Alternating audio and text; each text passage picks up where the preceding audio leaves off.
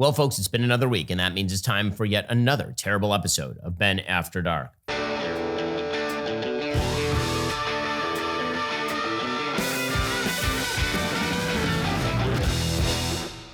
We start off this week with an intergalactic journey I'm calling The Wrong Stuff.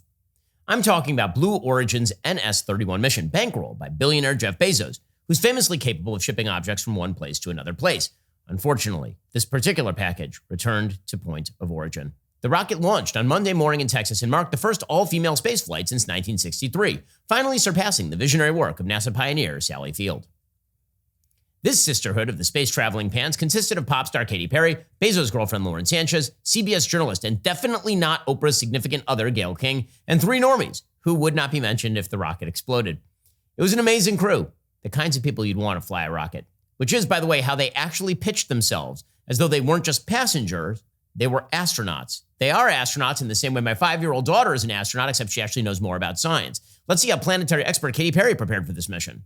I'm really excited about the engineering of it all. I'm excited to learn more about STEM and just the math about what it takes to accomplish this type of thing. I would love to hear her actually explain what the acronym STEM stands for. Katy Perry talks about space the way Miss Teen South Carolina talked about the Iraq War. I personally believe that U.S. Americans are unable to do so because some people out there in our nation don't have maps. I feel bad for her. It's like 20 years later and we're still mocking that clip. Now, with all this pomp and circumstance, the mission was clearly going to Mars or orbiting the moon, right? Nope. The flight lasted just under 11 minutes, flying only 100 kilometers or 62 miles above Earth. For reference, Iron Butterfly's In-A-Gadda-Da-Vida is 6 minutes longer than their entire flight. But that did not stop these sheroes from taking thirst trap Instagram photos like this one. Anyway, Katy Perry handled the launch with the self-awareness you'd expect from a woman who once sang, quote, "Now we're talking astrology, getting our nails did, all Japanesey." And now, joined by 5 other dingbats who couldn't possibly realize how dumb this looked, the cringe was turned up to Apollo 11. Here they are ringing a bell on their way to the launch pad. And you know what they say. Every time you hear that sound, an undeserving socialite who paid their way into space while encouraging young girls to skip an education in a STEM-related major so they can cut in line gets their wings. Loading into the capsule. And the significance here of the bell, and I should note before I have you explain that, each crew names themselves. They have named themselves the 6 taking up space as each one is... As one commentator noted, that is the first time 6 women have ever been on time. They did call themselves the 6 who take up space, which at least is accurate. They did, in fact, take up space. Like a useless chair left in the garage by the last tenant. Or like Lizzo, pre-Ozempic. And when they were finally able to see the moon, Katy performatively screamed out the verbal equivalent of a Ruth Bader Ginsburg t-shirt with the words "Yas, Queen" on it. Here is her ridiculous take on "Oh my God." Look at the moon. Look. Oh my God. Oh my God. Oh my goddess. Oh my goddess. This is where you pray for the alien invasion. And so they crossed the internationally recognized boundary of space and got a few moments of weightlessness and then returned to Earth with a parachute-assisted soft landing. Those are like the guide parachutes. There go the drogue parachutes. Just free-falling right there until those drogues came out. Shouting, just as astronauts would. Come on, this was basically the Tower of Terror at Disney World. And then Katy Perry continued her tour of obliviousness while exiting the capsule and acting like she was part of that crew that was stranded in space for months. Katy! You are officially an astronaut. Thank you so much. How do you feel? I feel super connected to love. So connected to love. I think this experience has shown me you never know how much love is inside of you, like how much love you have to give, and how loved you are until the day you launch. She kissed the ground and she liked it. I can't even believe this is real. Listen, it's their money. They're allowed to do whatever they want with it so long as it's legal. Frankly, I actually kind of think it's great these celebrities didn't just spend the money on getting high the other way, with drugs. And at the same time, one great way of eventually bringing down the price of space travel for the normies is to increase the demand. If it takes millions of bucks from some dingbat morons who think they're feminist heroes for riding in a vehicle built by a male billionaire, then sure, fine, I'm cool with it. It's just, I can't think of a better example of how out of touch Hollywood elite and leftist Democrats are. They want socialism, but also want to undercut actual aerospace engineers and hopeful astronauts with a few $100,000 in a Skims-adjacent uniform. Let them eat cake, but make sure it's gluten-free. Well, kudos anyway to the flight crew who kind of traveled through space. It was one small step for women, one giant leap for meme kind. I feel super connected to love. We'll get to more on this in a moment. First, let me tell you something. I never realized just how bad my old mattress was until I got my Helix mattress. You know that feeling where you wake up and your back is already just complaining at you? That was me more often than not. Don't even get me started on how my old mattress turned into a heat trap at night. But since switching to Helix, I wake up feeling ready to take on even my busiest days, even the craziest headlines. Here's what makes Helix different. They don't believe in one-size-fits-all sleep solutions. Instead, they use their sleep quiz to match you with a custom mattress based on your body type and sleep preferences. Whether you sleep hot, need extra support for your back, or you share your bed with a restless partner, Helix has a perfect match for you. Now, the mattress that I got is firm but breathable, which means no back pain, and I'm not overheating at night. Right now, Helix is offering an incredible deal with their spring savings event. Visit helixsleep.com/Ben. Get 20% off site-wide. That's helixsleep.com/Ben for 20% off site-wide. Start sleeping better tonight. Go take the quiz. Find your perfect match. Again, just visit helixsleep.com/Ben for this exclusive offer. That's helixsleep.com/Ben. Get 20% off site-wide. Now, you have your coffee made for you the way you want it. Why not your mattress? Spending 8 hours a night on that thing. Go check them out. helixsleep.com/Ben. Grand Canyon University, a private Christian university in beautiful Phoenix, Arizona, believes we are all endowed by our Creator with certain unalienable rights: life, liberty, the pursuit of happiness. GCU believes in equal opportunity and that the American dream starts with purpose.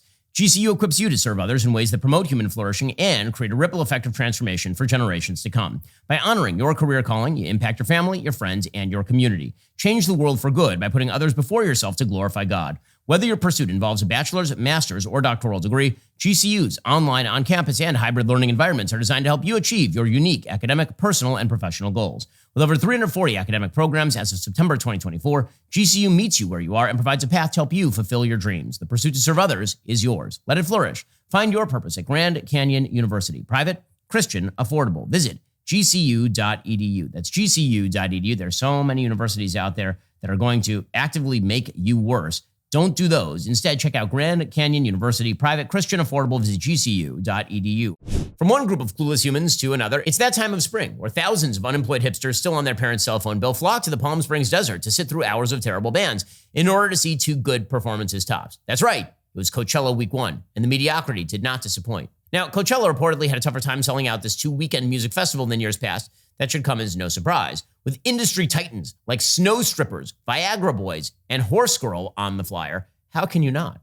I'm not saying these artists are unknown. I'm saying I don't even believe they exist. They are the Ellen Page of music. It might not be ticket sales, but there is one thing you can count on every year at Coachella, and that's dumb outfits. Many concert goers and performers treat the festival like a runway for ridiculousness, and you'll be happy to hear we have the visual proof. Here, for example, is out-of-work actress Julia Fox, who appeared in what I can only imagine is a Blade Runner costume she found at a slutty Duane Reade. Now, you might think there's no way that outfit could get any worse. It's the most embarrassing thing this woman has done, and remember, she actually dated a Nazi. Nope, it's time for her to turn around, and then you see the back. This is honestly how I feel every time I have to put on like a hospital gown. Which side is the front? How do you tie it? Am I supposed to wear it too? Well, guess it's just the whole butt out. Anyway, this woman is starved for attention or auditioning to be Kanye's next wife again. And with thousands of freeloaders in one place, it would only make sense that Bernie Sanders would make an appearance as a surprise guest before someone named Claro's set. The Vermont senator took the stage that would later house this monstrosity.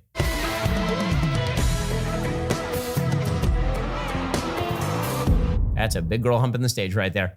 Charlie XXL. So Sanders, who'd already left his beach homes for the West Coast to grift with AOC at one of their patented rallies for socialism, told the crowd to stand up and fight for justice, economic, racial, and social justice at $600 a pop. Then he called himself Brad and vaped his way to the Monster Energy stage to catch a DJ set from the kid who said, "Damn, Daniel, this really was a new low for liberal pandering. Why not just have Nancy Pelosi hype man DJ Mustard?" Another surprise guest for week one of Coachella was the Grammy-winning rock band Weezer, which normally would seem like a perfect, unexciting fit. They haven't been relevant since Pinkerton, so they fit right in. Fun fact, I went to Harvard at the same time as Rivers Cuomo, and he was just as boring then. But what makes Weezer's appearance this year so special is that a few days prior, the wife of bassist Scott Schreiner was shot and arrested by police after reportedly firing at officers while they were on a completely unrelated manhunt for a hit-and-run suspect. Apparently, she came undone. That is a Weezer song, so I have been told. An LAPD spokesperson said the 51-year-old author refused multiple orders to drop the firearm and instead pointed it at the police, which is a decision. There's no one happier about this story than Dave Grohl, who's now walking around loudly yelling in crowds, "Wow, that Weezer guy sure has family issues, right? Nobody's worse than that guy, right?" Coachella Weekend 2 is happening right now, so we'll keep our eyes open, our ears closed, in case there's anything you'll need to know. While we're talking about terrible festivals, file this one away in the no shit folder. Fyre Festival 2 has been officially postponed. The event was set to take place in Mexico at the end of May. This being a reboot of the 2017 failure that resulted in hundreds of stranded Nepo babies in the Bahamas eating mayonnaise sandwiches and blaming Ja Rule. But now this second attempt couldn't even get that far. You may remember Billy McFarland, the lack of brains behind the first incarnation, was convicted of wire fraud, and despite universal doubt he could ever actually pull something like this off, was promoting this comeback with the slogan, Fyre Festival 2 is real. Almost like he was trying to convince himself. Here's an incredible video of Billy just last month talking about his plans for the follow-up. Imagine buying anything this person was selling. It's 2,000 people taking the risk, seeking the adventure, and wanting to be there for the moment. Taking the risk. Is it a risk to buy a ticket to Fyre Festival 2? I think it's always a risk. You're taking a risk because I made a lot of bad decisions and messed up the first festival. Until it's experienced, there is a risk component to it. I've never heard anyone pitch going to a baseball game that way. Man, you're buying a ticket. Sure taking a risk right there. You can buy a movie ticket. Man, that sure is, maybe the movie sucks, but there is very little chance that the movie theater will just not be there when you get there. I've heard more confidence from Kamala Harris explaining her economic policy. Well, let's start with this. The realities of that bread costs more, that gas costs more.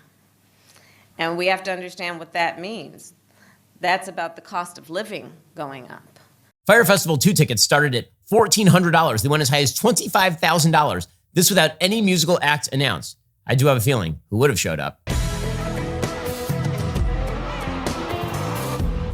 No.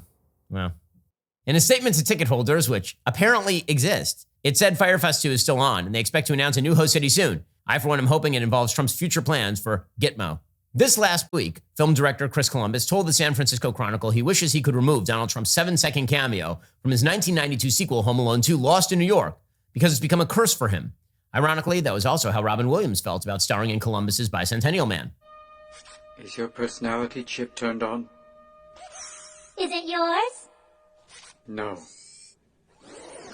Sucks to be you. Columbus finally answered the question, what would it look like if we made that one battery commercial into an entire movie? So, is everybody using Duracell batteries? When asked what the director could actually do about it now, Columbus admitted he has no actual ability to cut the Trump section, and if he did, he'd probably be sent out of the country. Which, if you saw Pixels, his tour de resistance about arcade games coming to life, that's something that you're hoping is still possible. Pac-Man's a bad guy? This after Columbus told Business Insider in 2020 that Trump bullied his way into the movie, saying it was the only way they could use his Plaza Hotel, a story Trump has vehemently denied, instead claiming they begged him to appear in it. And I believe him. When you're this good of an actor, why would you need to beg to be in anything? But be assured, Mrs. Scott, that in this room there are knives sharp enough to cut you to the bone, and hearts cold enough to eat yours as hors d'oeuvres.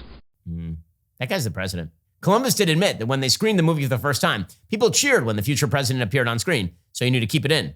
For those keeping score at home, he'd remove a cameo the audience cheered for, and also, he couldn't have removed it anyway. So despite having the name Chris Columbus, the only thing this guy's discovered is that he's a douchebag. I will say if Columbus does get his way and they decide to replace Trump with someone else, I have a suggestion. Guys, that's not appropriate for Home Alone 2. We can't do that.